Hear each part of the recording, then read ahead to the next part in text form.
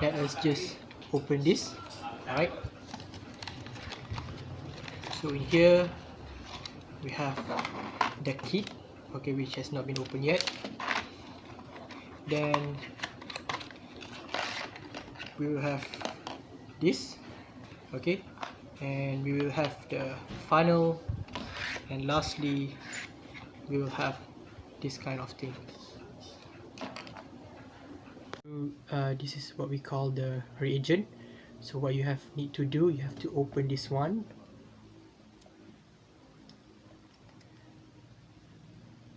Okay, open it slowly. Ensure that you must split 1/4 of your saliva into this funnel.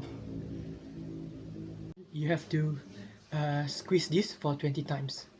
1 2 3 4 5 6 7 8 9 10 11 12 13 14 15 16 17 18 19 20. So if you can see here, right, I've already put the reagent test kit here.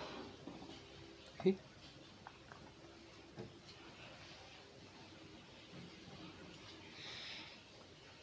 so let's just, after 15 minutes, here is the test result, which shows that I am negative.